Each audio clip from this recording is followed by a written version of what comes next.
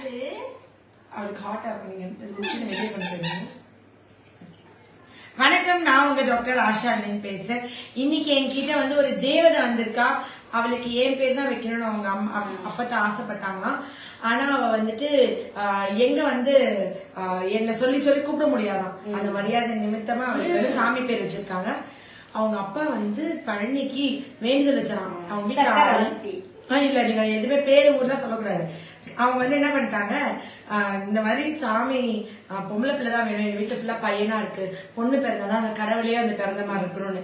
அவ பாத்தீங்கன்னா குட்டி உண்டு சொப்புவாய் அழகு பிள்ளை, அப்படியே பயங்கர கியூட்டா இருக்கா. அவளோட முகம் தெரியாம நம்ம அவளை இதுல காமிச்சிடுவோம். செல்ல குட்டி அழுகு பாப்பாவா, நீங்க தங்க பாப்பாவா? சரி சரி அப்படியே தூக்கிடுங்க, அப்படியே தூக்கிடுங்க. அதுக்கு ஹாட்டா இருக்கும். வீட்டுல வந்து எனக்கு இப்ப ரொம்ப இது குழந்தைக்கு முதல் உணவு என்ன கொடுக்கணும், பிள்ளைக்கு 7 மாசம் ஆச்சு. இதற்கு வீடியோ போடவே இல்லை. ஆனா அவங்க அப்பதான் பொம்பளை பிள்ளைக்கு ரொம்ப ஆசைப்பட்டிருக்காங்க. வாயெல்லாம் வரைஞ்சு வச்ச மாதிரி இருக்கு. நீங்க வெளியே கூட வச்சிருக்கீங்க, உங்களுக்கு வேக்கையா இல்லையா? இல்ல அப்ப வந்துட்டு பயங்கர 2.5 வருஷம் குழந்தை இல்லாம இருந்து என்கிட்ட கூட்டிட்டு வந்தாங்க. வந்துட்டு உடனே மாசமாயி இந்த தேவதையும் பிறந்துட்டான். ஒரே ஹாப்பி தான், ரொம்ப பிஸி. அதுல வந்து அவங்களோட உணவுகள் என்னென்ன கொடுக்கலாம் அப்படின்னு நம்ம வீடியோ போடும்போது அவங்க அப்பா சாப்பாடு விட்ட ஆரம்பிச்சா டான்ஸ் ஆட ஆரம்பிச்சிருவாங்க. அவங்க எவ்வளவு கியூட்டா ஆடினாங்கன்னா சத்தியமா எனக்கே மயங்கிட்டு. இனிமே உலகத்துல உள்ள எல்லா அப்பையும் இவங்களை பார்த்து இதே வாங்க அப்படியே திரும்பி என்ன வேலை இருந்தாலும் சரி போட்டுட்டு வாங்க, சாப்பிட மாட்டாங்கிறா. திரும்பி நின்னுக்கோங்க. இல்ல திரும்பி நின்னுக்கோங்க. சாரி தான் நான் எடுத்து விட்டுறேன். இப்ப திரும்பி நின்று இப்ப நீங்க அப்பதான் டான்ஸ், இது பேர் அப்பதான் டான்ஸ். இப்ப உங்க பேருக்கு எப்படி டான்ஸ் ஆடுறீங்க? ஆடி கம்மி பாருங்க. அப்புறம் ஓ ஓ ஓ ஓ இங்க பாருங்க, நீங்க ஆடிட்டே இருப்பீங்க. சாப்பிட்டு ஊட்டி முடிச்சாதான் நான் போறேன். சாப்பிட்டாலும் கையை விட்டு வந்துடணும். எல்லாருக்கும் அந்த அப்பதான் டான்ஸ் நம்ம சொல்லி கொடுத்துடணும். என்ன எப்படி வைக்கணும், ஃபர்ஸ்ட் கையை சொல்லி கொடுத்துருங்க. காலை முன்னாடி வைக்கணுமா? காலை முன்னாடி வச்சு கேமரா திருப்பினா வீடியோ எடுத்துக்கீங்களா? கை வச்சு இப்படி இப்படி. ஓகே, இந்த கை வச்சு இப்படி இப்படி. ஓகே, அப்புறம் ஓ இப்படி கீழே உட்காரணும். இங்க பாருங்க, இவ்வளவு அழகா ஆடுறீங்க, அவ்வளவு அழகா ஆடுறீங்க. அப்படியே ஒரு போட்டோ போட்டோ எடுக்கணுமா? எடுத்துருங்க. உங்க பேரை வைக்கணும்னு எனக்கு அவ்வளவு ஆசை. சரினாலும் உங்களை பெரிய இதுல இருக்கிறீங்க, உங்க பேரை வச்சு கூப்பிடக்கூடாது. ஆஷா உங்க குழந்தைங்களை வைக்கிறதே பேருமா இருந்தாலும் நீங்க எங்களை உயர்ந்தவங்க, தெய்வம் மாதிரி. பேர மனசே வல்லமா. இந்த அன்பு உள்ளதை காமிச்சிட்டே இல்லையா நீ? இவங்க மாதிரி ஒரு அப்பத்தை வந்து எனக்கு இல்லாம போச்சு. ஏன்னா எங்க அம்மாச்சி ரொம்ப நல்லவங்க, ரொம்ப பாசம். ஆனா என்ன ஒரு பாசம் இருக்கு. பிள்ளை சாப்பிடும் போது நீங்க இந்த மாதிரி, நானும் அப்படிதான் என் பசங்க சாப்பிடும் போது கண்ணாமனா நான் ஆடுவேன். அது இடுப்பு டான்ஸ் தான் ரொம்ப சூப்பரா இருக்கு. ஓகே, எங்க அத்தை வச்சு டான்ஸ் கிளாஸ் எடுத்துடலாம் போல. இங்க பாருங்க, இங்க பாருங்க, அண்ணன் ஆச்சே இல்லையா? இங்க பாருங்க,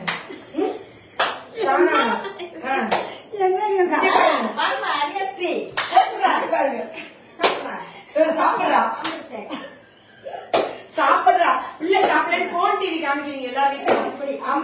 பிள்ளை காமிக்கணும், போன் டிவி காமிக்க கூடாது. நம்ம தான் பிள்ளைகளுக்கு குழந்தையா மாதிரி டான்ஸ் ஆடணும். அது அந்த இடுப்பு டான்ஸ் ஒன்ஸ் போட்டீங்களா? அந்த இடுப்பு டான்ஸ் இடுப்பு ஆடுறீங்க.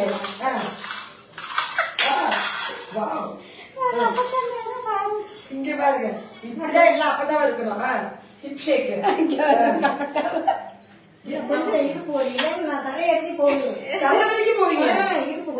இன்னைக்கு மருந்து ஃப்ரீயா கொடுத்து இடுப்பலை சரி பண்ணுங்க. இடுப்பலை சரி பண்றோம், அதை தர வரைக்கும் உங்களுக்கு நான் போயிடுவா. எனக்கு எல்லாம்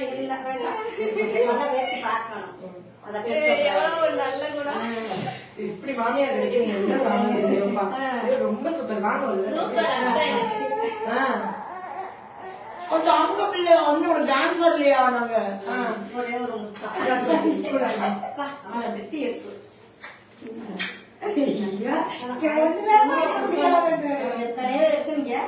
குழந்தைக்கு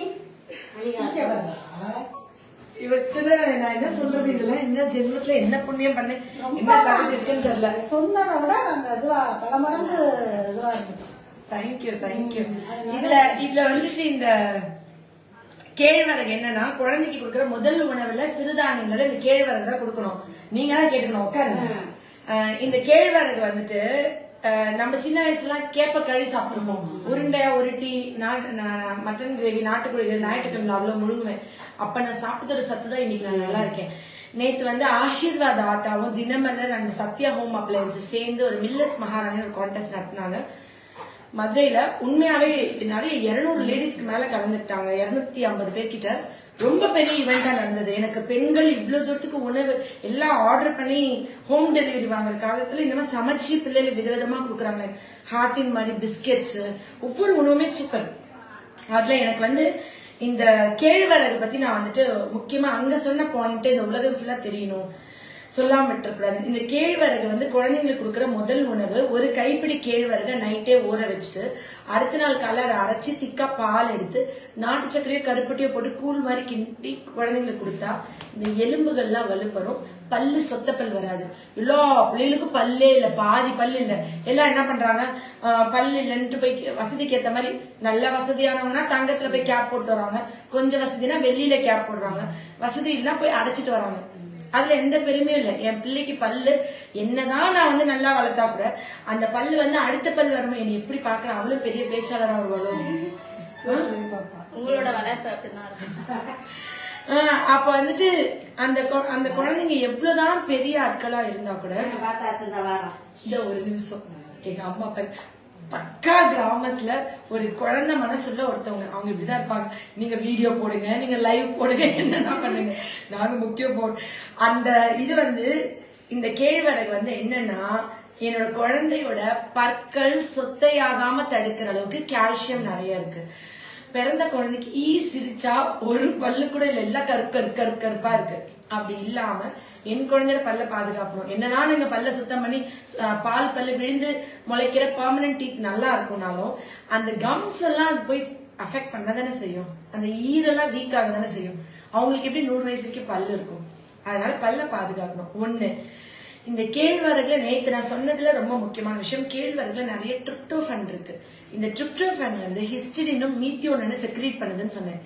மீத்தியோனைன் என்ன பண்ணும் அப்படின்னா உடம்புல இருக்கிற ஃப்ரீ ரேடிக்கல்ஸ், உடம்ப சுத்தம் பண்றதுக்கு மட்டும் இல்ல, உடம்ப கிளென்ஸ் பண்ண மட்டும் இல்ல, என் உடம்புல இருக்கிற நச்சுக்கள், ரேடியேஷன், குழந்தைங்க பக்கத்துல போன் இருக்கு, டிவி இருக்கு, வைஃபை இருக்கு, நிறைய கதிர்வீச்சுகள் இருக்கு.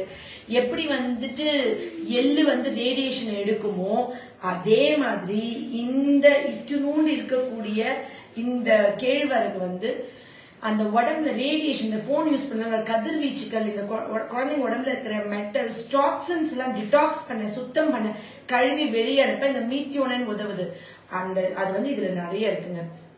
அதே மாதிரி ரொம்ப முக்கியமா இதுல இருக்கிற ட்ரிப்டோஃபன் வந்து கல்லீரல் கொழுப்பை குறைச்சு நல்ல கொழுப்பை கூட்டுறதுக்கு, கெட்ட கொழுப்பை ஃபுல்லா குறைக்க உதவுது.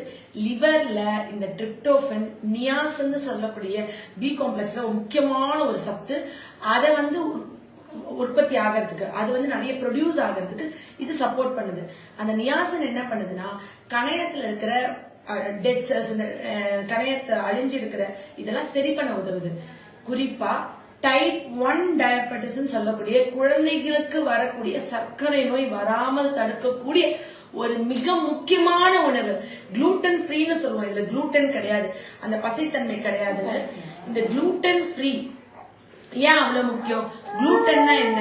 இந்த குளூட்டன் என்ன பண்ணும், நம்ம குழந்தைங்களுடைய அவளுக்கு கசகசான்னு இருக்கு, ஹாட்டா இருக்கு, நீங்க வெளியே வச்சுக்கோ, வெளியே இருக்கும்.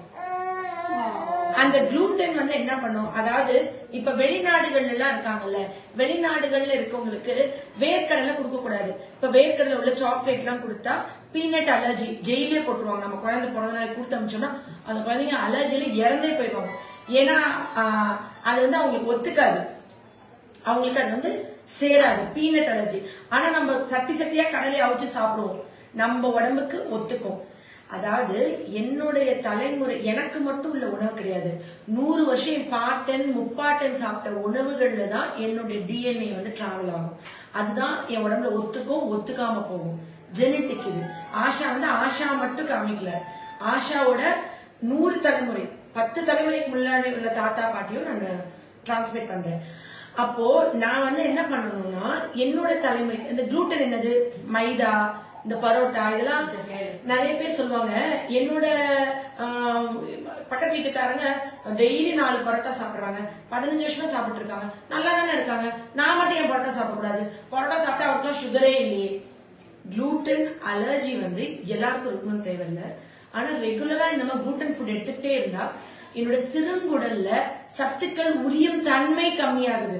குழந்தை மோஷன் போனா சாப்பிட்ட கேரட்டு, கீரை, தக்காளி எல்லாம் மோஷன்ல அப்படியே முழுசா போகுதுன்னா அது அப்படிதான் போக சிலது. பிள்ளை மென்னா கிடையாது. ஃபார்ம்டு மோஷன்ல சாப்பிட்ட ஃபுட் அன்டைஜஸ்டா போறது பரவாயில்லன்னு சொன்னா நான் ஒத்துக்க மாட்டேன். என்னோட ட்ரீட்மெண்ட் முறையில அந்த சத்துக்கள் சிறுகுடல்ல அப்சர்வ் ஆகணும். அப்ப அப்சர்வ் ஆகாம முழுசா கீரை, முழுசா இலை, ஒரு அதிகமான அயன் சத்து உள்ளது இப்ப சாப்பிடுறோம், முருங்கைக்கீரை சாப்பிடுறோம்னா அதுக்கு சத்து உறிஞ்சிடும். ஆனா இலை வந்து சம்டைம்ஸ் செரிக்காது, அப்படியே கூட போகும். நிறைய இடத்துல நம்ம பார்த்திருப்போம், வீடியோஸ்ல கேட்டிருப்போம், படிச்சிருப்போம். என்ன கேட்டா சிறுங்குடல்ல அந்த குளூட்டன் ஒவ்வாமைனால அவங்களுக்கு அந்த போஷாக்குகள் முழுசா உரிய முடியாததுனாலதான் சாப்பிட்ட உணர்வுடைய பொருட்களை அப்படியே பார்க்க முடியும். நல்லா மென்னு சாப்பிடல, மென்னு சாப்பிடாம இருந்தா கூட என் வயிற்றுல டைஜஸ்ட் ஆகி அது முழுசா ஒரு மஞ்சள் கலர். யோசிச்சு பாருங்க, ஃபாரின்ல ஆய் கழுவ மாட்டாங்க. ஏன்னா அவங்க வந்து ஃபுல்லா பிரெட், பீஸா, பர்கர் ஃபுல்லா வந்து குளூட்டன் ஃபுட்டா மைதால செஞ்சுதா முழுசா சாப்பிடுவாங்க. கான்ஸ்டிபேஷன், மலச்சிக்கல் 4 நாளைக்கு ஒரு 5 நாளைக்கு ஒரு மோஷன் போவாங்க. அது நார்மல்ன்றாங்க ஃபாரின்ல இருக்க டாக்டர். ஏன்னா அவங்களே டெய்லி போக மாட்டாங்க. ஆனா டாக்டர்ஸ் தப்பா சொல்லக்கூடாது, டாக்டர்ஸ் எல்லாருமே போயிருவாங்க. சப்போஸ் அந்த மாதிரி இருக்கவங்க அவங்களுக்கு எல்லாம் புழுக்க மாதிரி தான் வரும். அதுல டிஷ்யூ நம்மள மாதிரி குழம்பு, சாம்பார், காய், கீரை, பழம் சாப்பிட்டு ஃபார்ம் ஆகி செரிச்சு சாப்பிட்ட உணவு அப்படி போகாது. அதனால நம்ம கழுவுறோம். வித்தியாசம் தெரியுதா? தண்ணி பற்றாக்குறையினால கிடையாது. அதுல இருந்து ஒண்ணுமே ஒட்டி இருக்காது. அதுல பெருமையா கிடையாது. சரிங்களா? அந்த முக்கியமானது வந்து சிறுதானியங்கள்ல நிறைய இருக்கு. ஒவ்வொரு தானியம் பத்தி ஒவ்வொரு நாள் பார்ப்போம். நேத்து நான் அந்த சிறுதானியங்கள் இதுக்கு போனேன். அதுல நான் பேசின விஷயங்கள் எல்லாருக்கும் தெரியாம போயிடும்ல. அப்ப எல்லாரும் கேள்வி கொடுக்க மாட்டாங்க. இப்ப நான் வந்து சொல்லிட்டு இருந்தேன், என் பையன் கேட்டான், அம்மா இதெல்லாம் எனக்கு கொடுத்துருக்கீங்களா? அம்மா உனக்கு இதுதானே தாங்க கொடுத்தேன், பாக்கெட்ல வாங்கின எதையுமே கொடுக்கல. பாக்கெட்ல எல்லாம் குழந்தைக்கு மிக்ஸ் பண்ணி கொடுக்கறதுக்கு கேரட், பீன்ஸ் எல்லாம் வெட்டி போட்டு மாவோடய இருக்கும், நம்ம தண்ணியில காய்ச்சி கொடுக்குற மாதிரி. நீங்க எந்த கம்பெனி ப்ராடக்ட் பேரும் சொல்லக்கூடாது, சில கம்பெனி எதுனாலும். ஆனா நான் என்ன யூஸ் பண்ணேன், பீன்ஸ் சொல்லக்கூடாது. ஏன்னா அந்த பொருள் விற்காம போயிடும். எல்லாம் அவங்கவுங்க விருப்பம் வாங்கி சாப்பிட்டுக்கிறது. எனக்கு வந்து அந்த பீன்ஸ், கேரட்லாம் ரோட்லயே விக்குது. அதை ஃப்ரெஷ்ஷா வாங்கி நான் என் பிள்ளைக்கு சூப் போட்டு கொடுக்கலாம். அதையே காய வச்சு பதப்படுத்தி கெட்டு போகாம இருக்குது 2 வருஷத்துக்கு பதப்படுத்தி அதையே உணவுல எடுத்து அதை என் குழந்தை கொடுக்கணும். அதனால அதெல்லாம் பாக்கெட்டோட எதுவுமே என் பிள்ளைக்கு வாங்கல. நான் என்ன பண்ணிட்டேன், இந்த மாதிரி கேழ்வரகு எடுத்து ஊற வச்சு பால் கொடுத்தேன். என் பையன் கேப்பைய வந்துட்டு நீ கேப்பியா அப்படின்னு கேட்பேன். என் பையன் கேப்பே அப்படின்னு சொல்லியிருக்கான். சொல்ற பேச்சு கேட்கணும்ல, நீங்க எல்லாம் கேப்பீங்களா? கேப்ப நான் சொல்ல நல்லது. அப்ப வந்து என் பையன் சொன்னா, இது வந்து அம்மா உனக்கு 3 வயசு வரைக்கும் டெய்லியுமே கேப்ப கூழ் கொடுப்பேன், இப்பயுமே சத்து மாவு இதை போட்டு அரைச்சிருக்கேன், தேங்க்யூமா அப்படின்னு சொன்னாங்க. அன்னைக்கு நான் கொடுக்கும் போது வெறுப்பா, இப்ப என் குழந்தை சாப்பிடவே மாட்டேங்கிறான், வெறுப்பா இருக்கான், ரொம்ப அடம் பிடிக்கிறான், அழுகிறான்.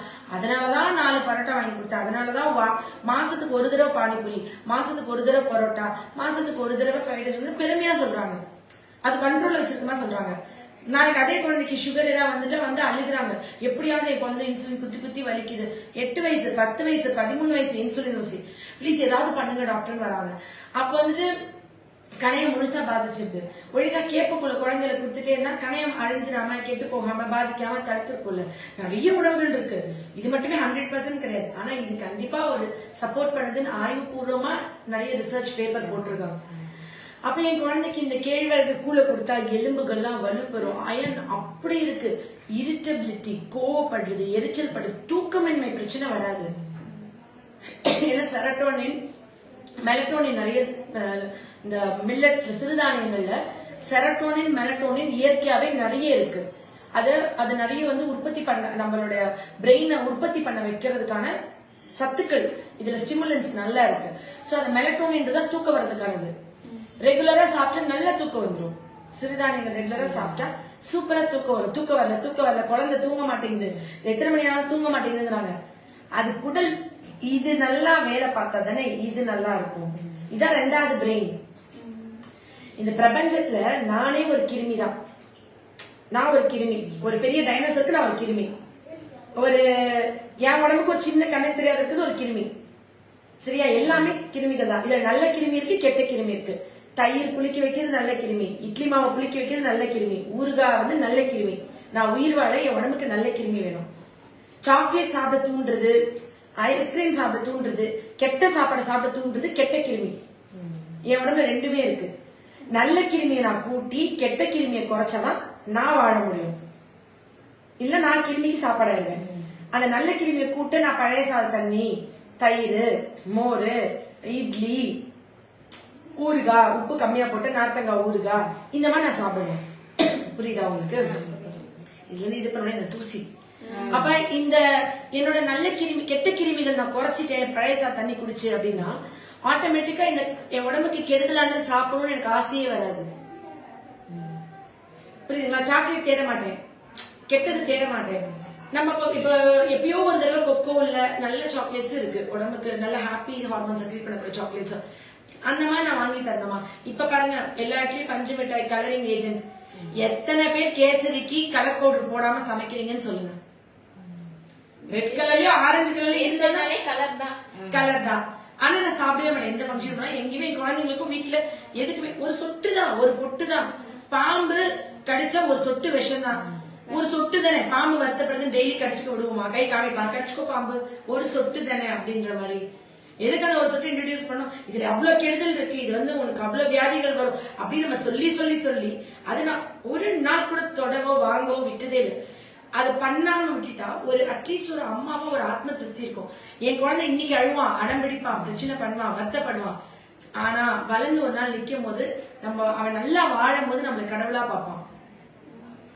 இன்னைக்கு என் குழந்தை அடம் பிடிக்கிறான்னு என் குழந்தையோட விருப்பத்துக்கு நான் இறங்கி போனேன்னா என் குழந்தை வியாதியோட கவலையோட மருத்துவமனையா கூட்டிட்டு போய் நான் ரத்த கண்ணீர் வடிக்கணும். அந்த வேதனையை நான் அனுபவிக்க கூடாது அப்படின்னா இன்னைக்கு என் குழந்தை வாங்கி தரலன்ற இல்லாம வேதனையை அனுபவிக்கிறது நல்லது. பரவாயில்லையா? ஃபர்ஸ்ட் பாயிண்ட் அம்மா சொல்லிட்டாங்க. ஃபர்ஸ்ட் பாயிண்ட் கரெக்டான பாயிண்ட். பரவாயில்ல, இன்னைக்கு குழந்தை வந்து இல்லாம அனுபவிக்கட்டும். அது புரிய வரும்போது என் குழந்தைக்கு நான் கடவுளா தெரியும். உயிர் கொடுக்கறது மட்டும் கடவுள் இல்ல, உண்மையாவே என் குழந்தை எப்படி வாழணுன்ற வாழ்வியலை சொல்லி கொடுக்கறது தான் கடவுள். ஆயுச கொடுத்து ஒரு கிராமத்துல இருந்து ஒரு அம்மாவோட வார்த்தை இருக்குல்ல, எவ்வளவு பவர். என் பிள்ளைகளுக்கு ஆயுசு கொடுங்கன்றாங்க. ஆயுசு காலங்கள் வாழ்றதே அதுக்குதான், அதுதான் முக்கியம்.